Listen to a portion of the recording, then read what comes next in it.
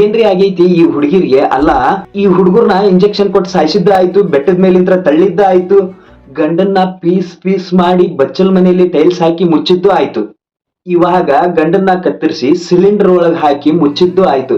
ಅಲ್ಲ, ಇಂತ ಧೈರ್ಯ ಈ ಹೆಂಗಸರಲ್ಲಿ ಹೆಂಗ್ ಬರುತ್ತೆ ಅನ್ನೋದೇ ಗೊತ್ತಾಗ್ತಾ ಇಲ್ಲ. ಈ ಹುಡುಗಿರು ಮೊದ್ಲು ಎಟ್ಟೆಚ್ಚಿಟ್ಟು ಒಂದ್ ಜಿರ್ಲೆ ನೋಡಿದ್ರು ಭಯ ಪಡ್ತಾ ಇರ್ತಾರೆ. ಅದೇ ಒಂದ್ ಹುಡುಗನ್ ಲವ್ ಮಾಡಿದ್ಮೇಕೆ, ಒಂದ್ ಹುಡುಗನ್ ಮದ್ವೆ ಆದ್ಮೇಲೆ ಇಂತ ಕ್ರಿಮಿನಲ್ ಐಡಿಯಾಗಳು ಎಲ್ಲಿಂತ್ರ ಬರ್ತವು, ಹೆಂಗ್ ಬರ್ತವು ಅನ್ನೋದು ಗೊತ್ತಾಗ್ತಾ ಇಲ್ಲ. ಇಂತ ಒಂದು ಮನಸ್ಥಿತಿ ಇರುವಂತ ಹುಡುಗಿಯರು ಆಂಟಿಯರ ಹಿಂದೆ ಬಿದ್ದು ನಿಮ್ಮ ಜೀವನವನ್ನು ಸರ್ವನಾಶ ಮಾಡಿಕೊಳ್ಳುವ ಮೊದಲು ಒಂದು ಕ್ಷಣ ಯೋಚನೆ ಮಾಡಿ. ನಮಗೆಲ್ಲ ಗೊತ್ತಾಗೋಯ್ತು. ಮನೆಯಲ್ಲಿ ನಿಮಗೋಸ್ಕರನೇ ಇರುವಂತ ತಂದೆ ತಾಯಂದಿರು, ಅಣ್ಣ ತಮ್ಮಂದಿರು, ಅತ್ತಿಗೆ ನಾದಿನಿಯಂದಿರು ನಿಮಗೋಸ್ಕರ ಕಾಯ್ತಾ ಇರ್ತಾರೆ. ಈ ಸಿಚುವೇಶನ್ಗೆ ತಕ್ಕಂತೆ ಒಂದು ಮಾತು ಹೇಳ್ತೀನಿ, ತಪ್ಪಿದ್ರೆ ಕ್ಷಮಿಸಿ. ಈ ಹುಡುಗಿಯರ ಮನಸ್ಥಿತಿ ಹೆಂಗಿರುತ್ತೆ ಗೊತ್ತಾ? ನಂಬಿಕೆ ಇಟ್ಟು ಪ್ರೀತಿ ಮಾಡಿದವನ್ಗ ಕೈ ಕೊಡ್ತಾರ, ಅದೇ ಕೈ ಕೊಡುವಂತವನ್ಗ ಮೈ ಕೊಡ್ತಾರ. ಬರೀ ಒಬ್ಬ ಪ್ರಿಯಕರ ತನ್ನ ಪ್ರೇಯಸಿಯ ಕಾಲಿಗೆ ಬಿದ್ದು ಪ್ರೇಮ ಭಿಕ್ಷೆಯನ್ನು ಬೇಡಿಕೊಳ್ಳುವಂತ ಒಂದು ವಿಡಿಯೋನ ನೋಡ್ಕೊಂಡ್ ಬರೋಣ.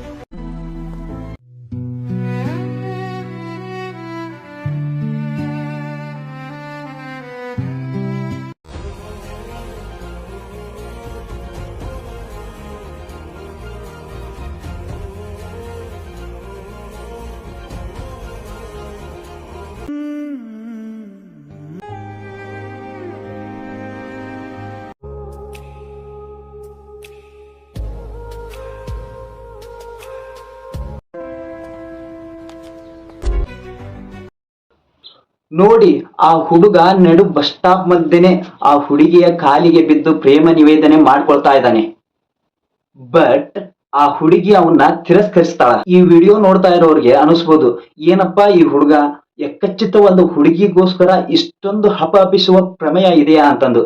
ಆದ್ರ ಅನುಭವಿಸಿದವರಿಗೆ ಮಾತ್ರ ಗೊತ್ತು ಆ ಫೀಲಿಂಗ್ಸ್, ಆ ವೇದನೆ, ಆ ನೋವು ಏನಂತ. ಒಂದು ತಿಳ್ಕೊಳ್ಳಿ, ಈ ಮಾತನ್ನ ಹೇಳ್ತಾ ಇರೋದು ಕೈ ಕೊಡುವಂತ ಹುಡುಗಿಯರಿಗೆ. ನೀವು ಕೈ ಕೊಟ್ಟಾಗ ಹುಡುಗರ ಮನಸ್ಥಿತಿ ಹೆಂಗಿರುತ್ತೆ ಅಂದ್ರೆ, ನಿಮಗೋಸ್ಕರ ಅವ್ನು ಯಾಕಷ್ಟು ಕಾಯ್ಬೇಕಿತ್ತು, ಆಗ್ತಾ ಇರ್ಲಿಲ್ಲ ಅವನಿಗೆ, ಅವನು ತಿಂಗಳಾನ್ಗಟ್ಲಿನೂ ಕಾದಿದ್ದಾನ. ಫೋನ್ಗೆ ಯಾವ ನೋಟಿಫಿಕೇಶನ್ ಬಂದ್ರು ಅದು ಅವಳದೇ ಅನಿಸ್ತಾ ಇರ್ತೈತಿ. ಈ ಫೋನ್ ನ ಪದೇ ಪದೇ ಯಾವಾಗ್ಲೂ ಚೆಕ್ ಮಾಡ್ತಾನೆ ಇರ್ತಾರೆ. ಒಂದ್ಸಾರಿ ಅವಳು ಮನಸ್ ಚೇಂಜ್ ಆಗಿ ಫೋನ್ ನ ಅನ್ಲಾಕ್ ಮಾಡಿ ಮೆಸೇಜ್ ಮಾಡ್ತಾಳೇನೋ ಅಂತ, ಬಟ್ ಅವಳು ಮಾಡಲ್ಲ ಅಷ್ಟೇ. ಅವನಿಗೂ ನಿಧಾನಕ್ಕೆ ಅರ್ಥ ಆಗ್ತಾ ಹೋಗುತ್ತೆ ಇದೆಲ್ಲ ವೇಸ್ಟ್ ಅಂತ. ಅವನಿಗೂ ಸಾಕಾಗಿ ಹೋಗ್ಬಿಡುತ್ತೆ ವೇಟ್ ಮಾಡಿ ಮಾಡಿ ಮಾಡಿ.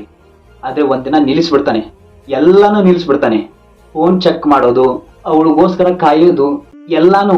ಬಟ್ ಒಂದ್ ಹೇಳಿ, ನೀವು ಯಾರಾದ್ರೂ ಒಬ್ರನ್ನ ತುಂಬಾ ಇಷ್ಟಪಟ್ಟಿದ್ರೆ ಅವ್ರು ಬಿಟ್ಟು ಹೋದಾಗ ಅಷ್ಟು ದಿನ ವೇಟ್ ಮಾಡ್ತಾ ಇದ್ರ ನೀವು? ನಿಮ್ ಲೈಫ್ ಆಮೇಲೆ ಸರಿ ಹೋಗ್ತಾ ಬರುತ್ತೆ.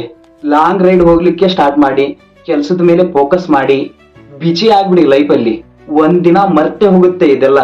ಖುಷಿಯಾಗಿರ್ತೀರ, ಒಂದಲ್ಲ ಒಂದಿನ ನಿಮ್ಗೆ ಮೆಸೇಜ್ ಬಂದೇ ಬರುತ್ತೆ. ಆ ಮೆಸೇಜ್ ಅಲ್ಲಿ ಸ್ವಾರಿ ಅಂತ ಇರುತ್ತೆ. ಆದ್ರೆ ನೀವು ಅಷ್ಟೊತ್ತರಲ್ಲಿ ಮೂವ್ ಆನ್ ಆಗ್ಬಿಟ್ಟಿರ್ತೀರಿ. ನಿಮ್ ಮನಸ್ಸಲ್ಲಿ ಏನು ನೋವಿರಲ್ಲ. ಆ ಮೆಸೇಜ್ಗೋಸ್ಕರ ನೀವು ವೇಟ್ ಕೂಡ ಮಾಡ್ತಾ ಇರೋದಿಲ್ಲ. ಒಂದು ಕಡೆ ಶ್ರೀಕೃಷ್ಣ ಪರಮಾತ್ಮ ಹೇಳ್ತಾನ, ಪ್ರೀತಿ ಮಾಡಿದ್ರೆ ಜಗಳ ಆಡು, ಕೋಪ ಮಾಡ್ಕೋ, ಅನುಮಾನ ಪಡು, ಮನಸ್ಸಿಲ್ಲ ಅಂದ್ರೆ ಮಾತಾಡಬೇಡ. ಆದ್ರೆ ಯಾರ ಜೊತೆನೂ ಮಾತ್ರ ಸುಳ್ಳು ಪ್ರೀತಿ ಮಾಡಬೇಡ. ಯಾಕಂದ್ರೆ ಮನುಷ್ಯನಿಗೆ ಎಲ್ಲಾ ಪಾಪಗಳಿಗೂ ಕ್ಷಮೆ ಸಿಗಬಹುದು, ಆದ್ರೆ ಪ್ರೀತಿಯಲ್ಲಿ ಮಾಡಿದ ಮೋಸಕ್ಕೆ ಕ್ಷಮೆನೂ ಇಲ್ಲ, ಪ್ರಾಯಶ್ಚಿತನೂ ಇಲ್ಲ. ನಾನು ಎಲ್ಲಿ ತಪ್ಪು ಮಾಡಿದೆ? ಈ ಮಾತು ಹುಡುಗಿಯರಿಗೆ. ಆ ಹುಡುಗ ನಿಮಗೋಸ್ಕರ ಅವನ ಹೃದಯದಲ್ಲಿ ಒಂದು ಪುಟ್ಟ ಗುಡಿನೇ ಕಟ್ಟಿರ್ತಾನ. ಆ ಗುಡಿಯೊಳಗೆ ನಿಮ್ಮನ್ನೇ ದೇವತೆ ತರ ಪೂಜೆ ಮಾಡ್ತಾ ಇರ್ತಾನೆ. ಅವನ್ನ ಅದೇ ಗುಡಿ ಮುಂದೆ ಭಿಕ್ಷಕನನ್ನಾಗಿ ಮಾಡ್ತೀರಿ. ಒಂದಿನ ಅವಳೇ ಹೇಳ್ತಾಳೆ, ನೋಡಿ, ನನ್ನ ಒಬ್ಬ ಮಗು ತರ ಪ್ರೀತಿ ಮಾಡ್ತಾ ಇದ್ದ, ನನ್ನ ಕೋಪ ಹಠಾನ ತಡ್ಕೊಳ್ತಾ ಇದ್ದ, ನನಗೋಸ್ಕರ ಕಣ್ಣೀರ್ ಹಾಕ್ತಾ ಇದ್ದ. ಆದ್ರ ಈಗ ಅವನು ನನ್ ಕಣ್ಣಿಗೆ ಕಾಣ್ದಿರೋಷ್ಟು ದೂರ ಹೋಗ್ಬಿಟ್ಟ ಅಂತ. ಒಂದು ಸಮಸ್ಯೆ ಖಂಡಿತ ಇದೆ. ಆದ್ರೆ ಇದ ಪ್ರೀತಿ ದ್ವೇಷ ಆಗಿ ಕನ್ವರ್ಟ್ ಆಯ್ತಂದ್ರೆ ಏನಾಗುತ್ತೆ ಅನ್ನೋದಕ್ಕೂ ಒಂದು ವಿಡಿಯೋ ಐತಿ, ನೋಡ್ಕೊಂಬರ್ರಿ.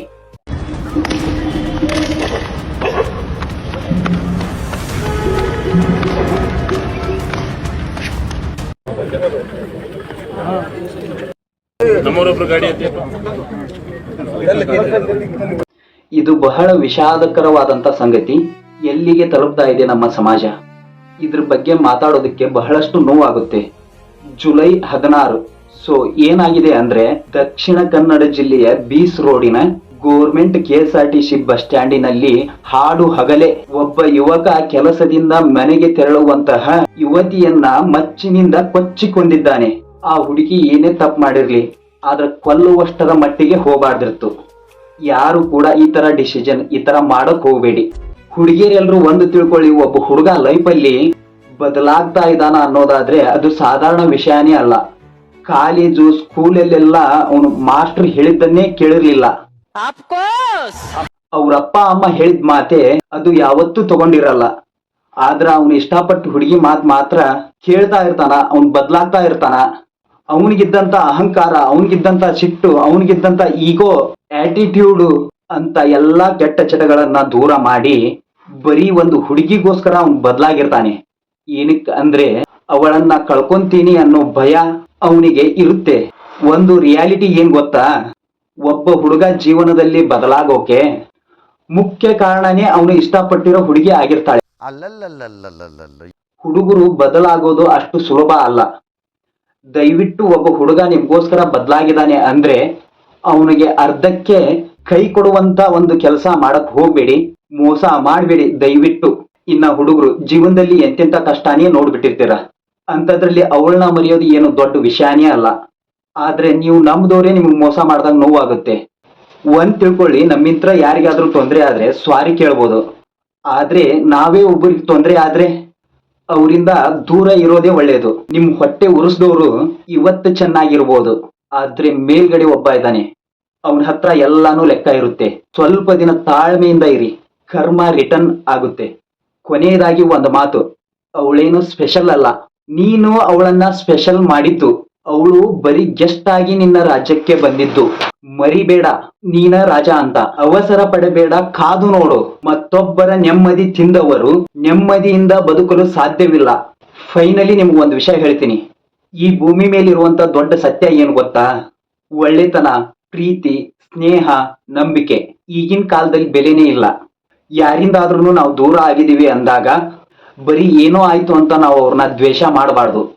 ಅವರ ಜೊತೆ ಕಳೆದಿರುವಂತಹ ಪ್ರೀತಿಯ ಕ್ಷಣಗಳು, ಮರೆಯಲಾಗದ ನೆನಪುಗಳನ್ನ ನೆನಪು ಮಾಡಿಕೊಂಡಾಗ ಅವರನ್ನ ಕ್ಷಮಿಸ್ಬೇಕು ಅನಿಸ್ತೈತಿ. ಅದು ನಿಜವಾದ ಪ್ರೀತಿ. ಒಂದ್ಸಟ ಹುಡುಗರು ಏನಾದ್ರೂ ಕಮಿಟ್ ಆದ್ರೆ, ಹುಡುಗಿರ್ ನಮ್ಮನ್ನ ಬಿಟ್ಟೋಗ್ಲಿ ಅಥವಾ ಸುಟ್ಟೋಗ್ಲಿ, ಅವಳು ಹಾಳಾಗೋಗ್ಲಿ ಅಂತ ನಾವ್ ಯಾವತ್ತೂ ಬಯಸಬಾರ್ದು. ಕೊನೆಯದಾಗಿ ಒಂದು ಮಾತು, ಬಿಟ್ಟು ಹೋದವಳ ಬಗ್ಗೆ ಯೋಚನೆ ಮಾಡಬೇಡಿ. ಯಾಕಂದ್ರೆ ಅವಳಿಗೆ ನಿಮ್ಮ ಅವಶ್ಯಕತೆ ಇಲ್ಲ. ಅವಳ ಫೋನಿಗಾಗಿ, ಅವಳ ಮೆಸೇಜ್ಗಾಗಿ ಕಾಯಬೇಡಿ. ಒಂದಲ್ದ ಒಂದಿನ ಅವಳ ಫೋನು, ಅವಳ ಮೆಸೇಜ್ ಬಂದೇ ಬರುತ್ತೆ. ಈ ಹುಡುಗಿಯರು ಕಾರಣ ಇಲ್ದನ ಅದ್ಯಾಕ್ ಕೈ ಕೊಡ್ತಾರೋ, ಅದ್ಯಾಕ್ ಮೋಸ ಮಾಡ್ತಾರೋ, ಅವ್ರ ತಲೆಯಲ್ಲಿ ಏನ್ ಓಡ್ತಾ ಇರುತ್ತೋ ಒಂದು ಅರ್ಥ ಆಗಂಗಿಲ್ಲ. ಅದ ಒಬ್ಬ ಹುಡುಗ ಅವನ್ ಪ್ರೀತಿನ ಪಡೆಯೋದಕ್ಕೆ ಎಷ್ಟು ವರ್ಷ ಕಾಯ್ದಿರ್ತಾನೋ, ಎಷ್ಟು ದಿವಸ ಕಾದಿರ್ತಾನೋ ಅವನಿಗೆ ಮಾತ್ರ ಗೊತ್ತಿರುತ್ತೆ ಅದು. ಪ್ರತಿಯೊಂದು ದಿನ, ಪ್ರತಿಯೊಂದು ಕ್ಷಣನೂ ನಿಮ್ಮ ಪ್ರೀತಿಗಾಗಿ ಹಂಬಲಿಸ್ತಾ ಇರ್ತಾನ ಅವನು. ಅಂತವ್ರಿಗೆ ಮೋಸ ಮಾಡೋ ಮೊದಲು ಒಂದು ಕ್ಷಣ ಯೋಚನೆ ಮಾಡಿ. ನೀವು ಅವಳು ಲವ್ ಮಾಡೋ ವಿಷಯ ಇಡೀ ಊರಿಗೆನ ಗೊತ್ತಿರುತ್ತೆ, ಇಡೀ ಪ್ರಪಂಚಕ್ಕೆನ ಗೊತ್ತಿರುತ್ತೆ, ಅವಳಿಗೂ ಗೊತ್ತಿರುತ್ತೆ, ನಿನಗೂ ಗೊತ್ತಿರುತ್ತೆ, ನಿಮ್ಮ ಮನೆಯಲ್ಲೂ ಗೊತ್ತಿರುತ್ತೆ, ಅವ್ರ ಮನೆಯಲ್ಲೂ ಗೊತ್ತಿರುತ್ತೆ. ಇಷ್ಟೆಲ್ಲ ಗೊತ್ತಿದ್ರು ಇವನೇನು ಮಕ್ಕ ಹೇಳ್ತಿಂದಂಗೆ ಇಟ್ಕೊಂಡವನೆ ಜಗ್ಗು ಒಬ್ಬ ಬರ್ತಾನೆ, ನಾನು ಅವಳ ಮಾವ, ನಾನು ಅವಳನ್ನ ಇಷ್ಟಪಡ್ತಾ ಇದ್ದೀನಿ, ನಾನು ಅವಳನ್ನ ಪ್ರೀತಿಸ್ತಾ ಇದ್ದೀನಿ, ನಾನು ಅವಳನ್ನ ಮದುವೆ ಆಗ್ತೀನಿ ಅಂತಂದು. ಅಂತವನಿಗೆ ಈ ವಿಡಿಯೋ. ಲೇ ತಮ್ಮ, ನಾನು ಹೊಡೆದ್ಬಿಟ್ಟಿರೋ ಗಾಡಿ ತಗೊಂಡು ನನ್ನ ಮುಂದೆ ಶೋ ತೋರಿಸ್ಬೇಡ. ಆ ಗಾಡಿ ಫಸ್ಟ್ ಓನರ್ ನಾನಂತ ನಿನಗೂ ಗೊತ್ತು, ಇಡೀ ಊರಿಗೂ ಗೊತ್ತು. ಆ ಗಾಡಿ ಬಿಟ್ಟು 5 ವರ್ಷ ಆದ್ರೂ ಆ ಗಾಡಿ ಕಂಡಲ್ಲಿ ನನ್ನ ಹೆಸರೇ ಬರೋದು, ನಿನ್ನ ಹೆಸರಲ್ಲ. ನಾನು ಇಷ್ಟೊತ್ತು ಹೇಳಿದ ಗಾಡಿ ಬಗ್ಗೆ ಅಲ್ಲ ಮತ್ತ. ಹಾ